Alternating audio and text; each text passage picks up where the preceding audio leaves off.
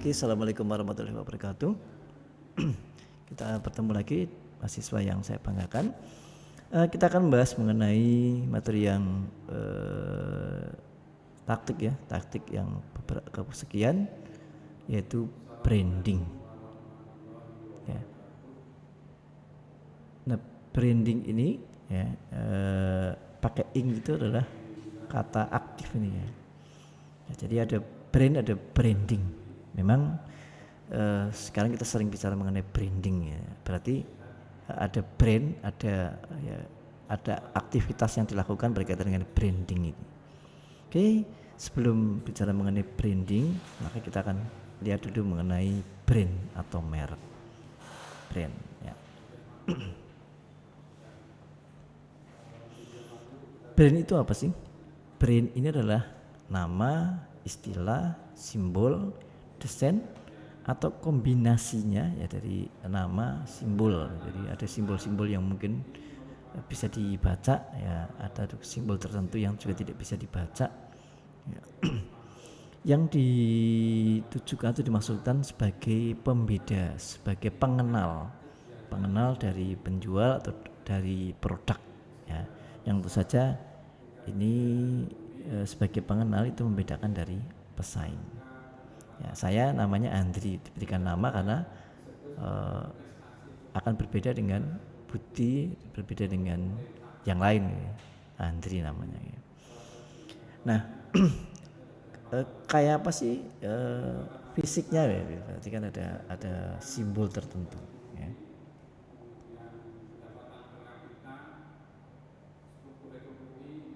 Ya Google ya. Yahoo ya, kan. Nah macam-macam merek ini ya, ada brand name atau nama merek. Bagian dari merek yang dapat dilafalkan atau diucapkan, Google gitu ya. Asus ya, kan bisa diucapkan brand name ya. Dapat dilafalkan. Lalu apakah merek ada yang tidak dapat dilafalkan? Bisa ya bisa simbol, tapi mesti memberikan makna tertentu ya, sehingga simbol itu muncul ya. Bisa saja kemudian simbolnya itu ada simbol, ada nama, atau hanya nama mereknya sekaligus nama ya, sebagai juga ya. Nah kalau tidak dapat dilafalkan ya, namanya brand mark ya, tanda merek ya. Ini ya angka 3 ya, 3 ini ya. Ini kita kenal Yamaha, tapi simbolnya, desain logonya itu ya, itu kadang-kadang tidak mudah diingat ya, agak ribet ya. Tapi beda-beda dengan Honda ya, H begitu, H agak melebar, yang kalau agak miring jadi Hyundai misalnya, itu kan ya H. Daihatsu D agak miring gitu ya. Toyota dengan Yamaha ini agak ribet nih kayaknya nih ya. Tapi dengan pemberian ada brand name-nya Yamaha, Toyota, itu orang tetap ingat ya, Mungkin lambang-lambang tertentu ya, seperti hanya Setias di Surakarta lebih terkenal ya. Meskipun di beberapa penumpang ataupun bis malah nggak terkenal ya. Nah gimana? Seringkali kalau kemudian naik turunnya bukan di Sties, pun itu di mana Stis? Kok jadi Stis ya? Ya nggak apa-apa lah. Ya, meskipun itu saya SD Surakarta, kemudian lebih terkenal dengan Stis nggak masalah. Tetapi logo Stis ini pernah sih ada inisiatif ya dari pimpinan yang mencoba untuk membuat merek yang berbeda, tapi kita sebagai lembaga resmi di bawah pendidikan harus ada visi misi yang tercermin dalam logo itu, yang mau tidak mau kita kemudian ya sempat dibuat dua ya. Jadi ada logo resmi dari Dikbud, dari Kemendikbud, yang satunya dari kementerian, satunya adalah logo kita. Tapi memang ditegur ya sudah ya. Bahkan juga nama Surakarta, SD Surakarta itu juga dikomplain pemilik wilayah kita, yaitu dari Bupati Sukoharjo beberapa ya selalu kemudian dikomplain kenapa nggak menggunakan nama STIE Sukoharjo, kenapa menggunakan STI Surakarta padahal lokasinya di Sukoharjo ini. Ya.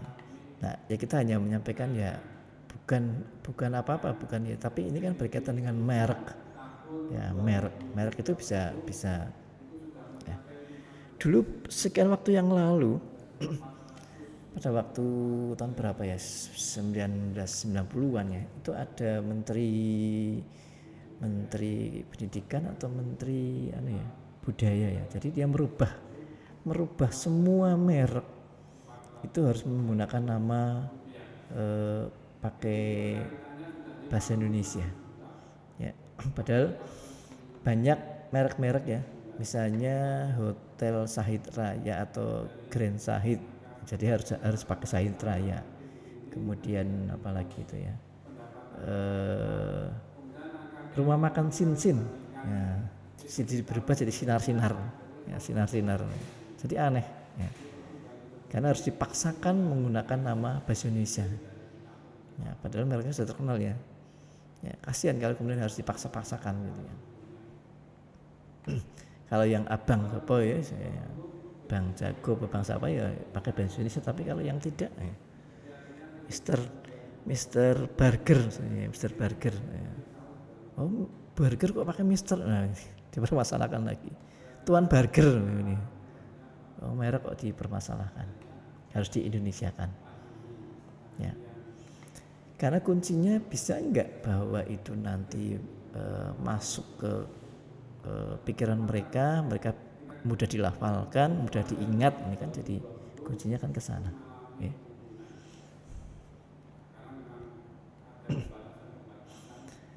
Lalu yang berikutnya ada trademark. Trademark itu adalah merek dagang, ya. Nah, kalau Anda lihat di beberapa produk ya, kalau ada di sudut mereknya itu ada R dilingkari, itu register, artinya memang terdaftar di kalau di Indonesia ya Kementerian Hukum ya, Kementerian Hukum dan HAM ya, R register ya. Lalu sekarang ada TM, jadi R ini masih ada beberapa yang menggunakan R, tapi sekarang ada yang kemudian berubah dengan TM. Coba Anda lihat ya, produk itu masih ada TM atau R dalam lingkaran. Itu artinya bahwa merek itu sudah mendapatkan lisensi perlindungan hukum, sudah didatarkan dan mendapat perlindungan sekaligus bisa beredar.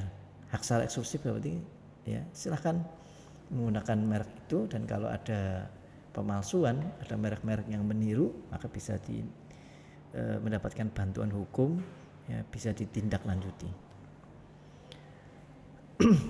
Yang hampir sama dengan ini adalah hak cipta yang penerbitan buku, kemudian tulisan atau musik, namanya bukan merek dagang tetapi hak cipta, copyright ya.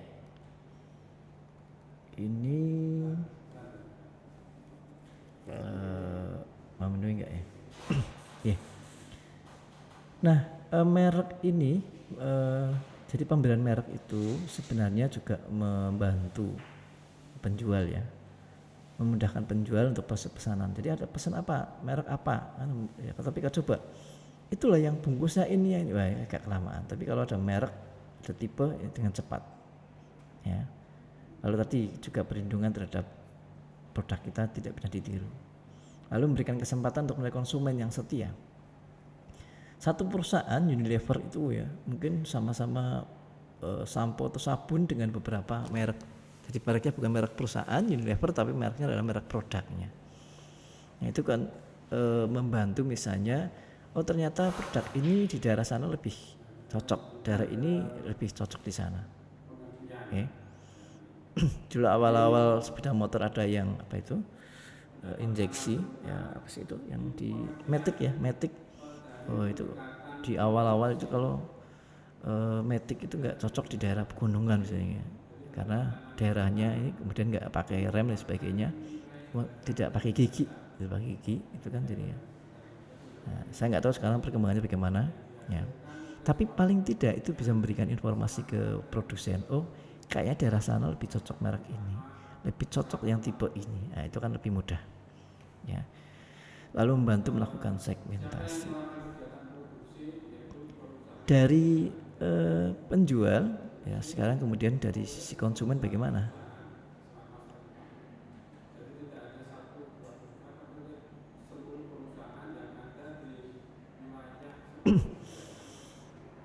Nah, kalau ada merek maka kemudian akan membantu sekali ya meningkatkan efisiensi pembeli.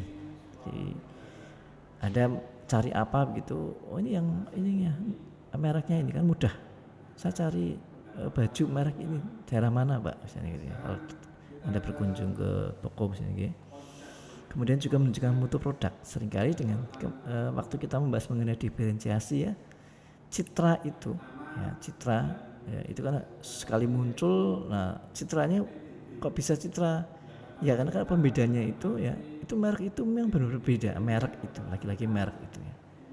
Nah itu kekuatan juga kalau kemudian merek itu bisa ditingkatkan kualitasnya, perbedaannya, keunggulan tertentu yang ada di dalamnya, maka itu menjadi keunggulan. Oh orang akan selalu misalnya begini, apa sih bedanya antara Aqua dengan produk-produk minuman yang lainnya? Sepertinya ada yang mungkin sih baru mengatakan itu kayaknya kalau saya minum itu kok ringan gitu ya, ringan, tidak terasa berat, seperti ada kandungan apa gitu ya.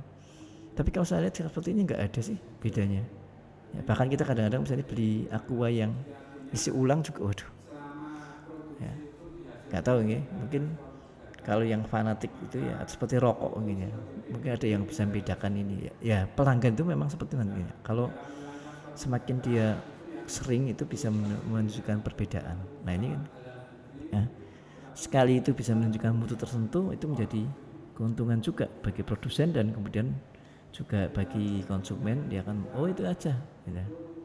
Lalu yang lain melindungi konsumen dari upaya pemalsuan karena dia tahu oh ini kayaknya mereknya beda ya. Shogun dengan Shogun, apa itu dulu Honda, Supra dengan Super ya. Satunya Supra, satunya Super.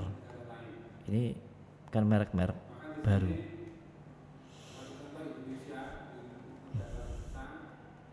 Lalu ya, yang kedua adalah packaging, pembungkusannya. Kegiatan di dalam penentuan desain atau bungkus atau kemasan. Ya. Sekarang ini packaging menjadi bagian dari produk ya. Packaging karena akan membantu di dalam supaya produknya tidak rusak, kemudian juga membantu dalam pengiriman ya, akan aman ya. Bungkus sekarang itu ya mungkin dalamnya bagus, sudah ada gambar tertentu atau dibungkus dengan yang lain-lain begini. Lalu yang berikutnya adalah label. Label itu ya bagian dari sebuah barang yang berupa keterangan atau kata-kata tentang barang tersebut atau penjualnya.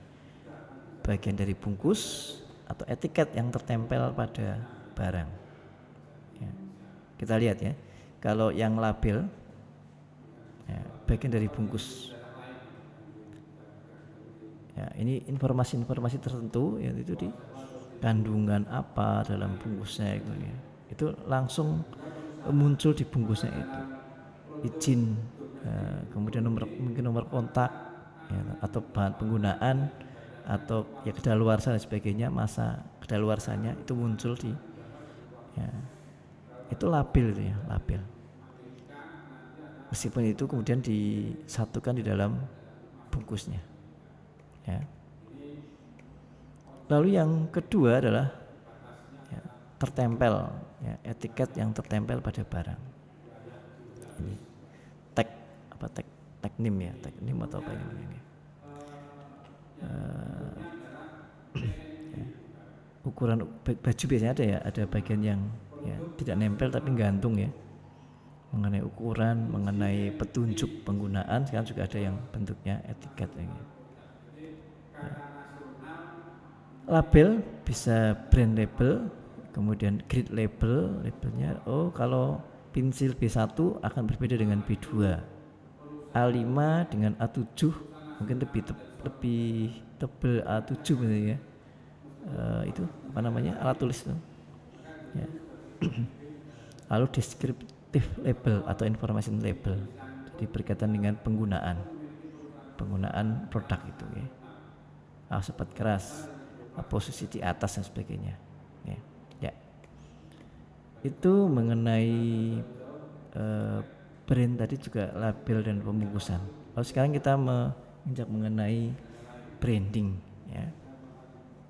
Pada awalnya ada beberapa pakar yang mengatakan bahwa ternyata tidak hanya logo, tapi juga ada citra, kredibilitas, karakter, kesan, persepsi. Jadi ternyata di dalam logo, di dalam ini ya, kalau itu diciptakan sehingga kemudian menciptakan band itu ya, bagaimana memberikan kesan, memberikan citra ya ada sih misalnya Isoku Dewi gitu ya, atau mie pocong ya, atau apa ya, kopi ngeri ya, itu kan ya. Maksud makan mie pocong ya, mie ayam pocong ya. Tapi itu sih yang memberikan informasi, bukan penjualnya sih ya. Tapi ada toh apa itu ya, menggunakan nama-nama yang berbau negatif ya. Padahal dampaknya luar biasa. Nah, branding saya katakan bahwa ini merupakan, pakai ing itu berarti aktif ya. Maka dia menjadi kumpulan kegiatan komunikasi yang dilakukan perusahaan dalam rangka proses membangun dan membesarkan brand ya, branding. Jadi sekarang membranding berarti bagaimana pemberian simbol, pemberian logo itu bisa punya karakteristik tertentu, punya keunikan tertentu, dan dia image-nya juga, persepsi yang sampai ke konsumen itu menjadi beda. Kayaknya unik ya, nama apa ya, kopi kenangan ya. Kopi es serasa mantan ya. Jadi saat minum es itu ya bisa membayangkan bersama mantan, atau kalau kemudian jengkel dengan mantan ya sambil Anda makannya cepet-cepet ya, bisa nambah lagi misalnya gitu. Jadi nama itu bisa masuk di persepsi konsumen yang akan jadi beda.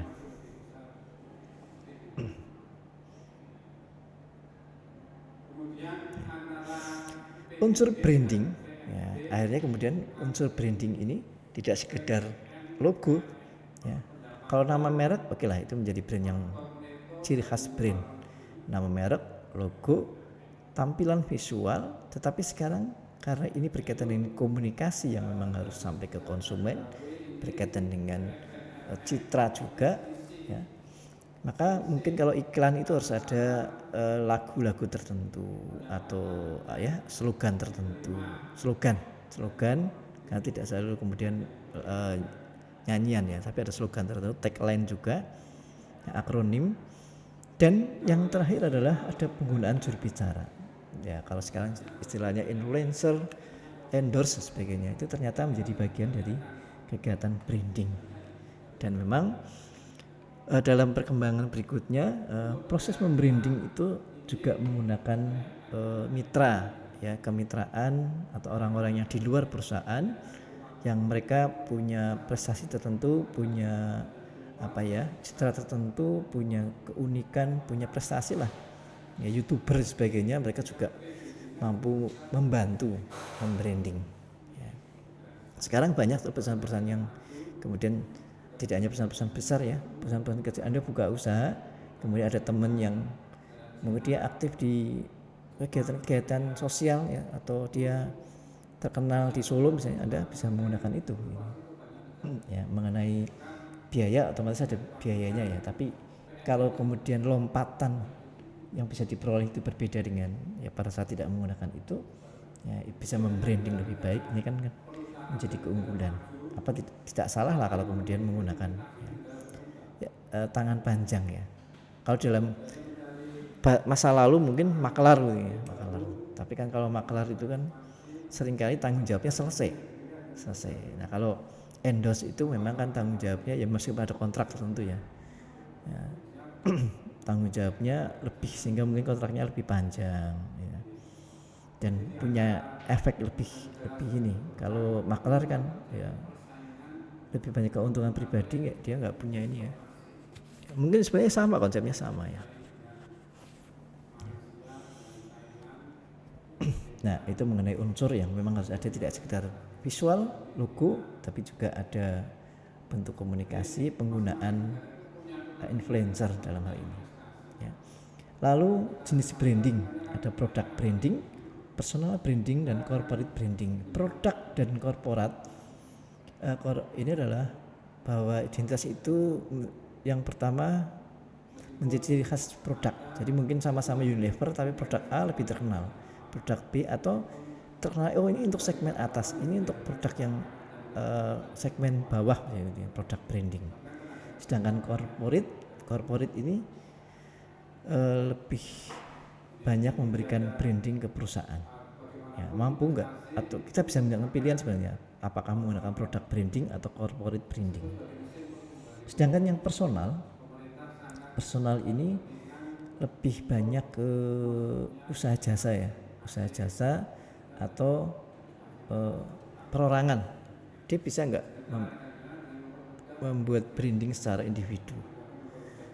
Gambarnya kita mengenal misalnya ada Mario Teguh ya, atau siapa lagi sekarang ya,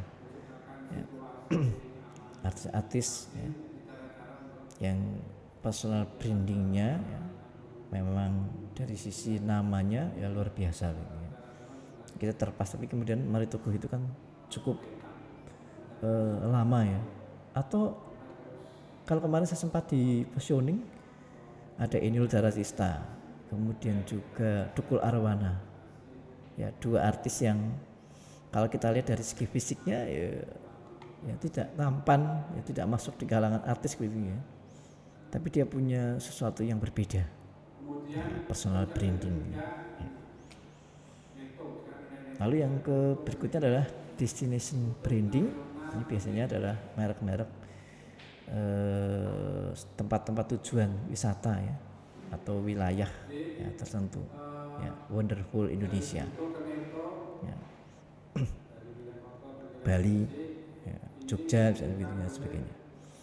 Mudah-mudahan Sukoharjo dan Solo juga punya branding sendiri, karena selama ini Solo itu agak sulit. Saya pernah dulu ketemuan dengan dunia pariwisata di Solo, kemudian ada penciptaan logo sebagainya, tapi juga sampai sekarang nggak bisa ketemu ya. Logonya Solo itu apa ya, kemudian khasnya Solo apa gitu. Nggak bisa, kalah kita dengan Jogja ternyata ya. Lalu yang kelima adalah cultural branding. Ini berkaitan dengan budaya, jadi budaya juga bisa memberikan branding ya. Budaya bersih-bersih, budaya apa lagi ya mungkin ya, Solo itu sebenarnya, atau orang Jawa itu terkenal ramah tamah. Nah, bisa nggak keramah tamahan ini juga memberikan dukungan juga, tidak hanya dari segi masyarakat tapi dari segi produk-produk yang ditampilkan, diupayakan oleh mikro di Solo dan Solo Raya. Jadi cultural branding. Oke. Itu materi yang saya sampaikan berkaitan dengan brand dan branding. Terima kasih. Assalamualaikum warahmatullahi wabarakatuh.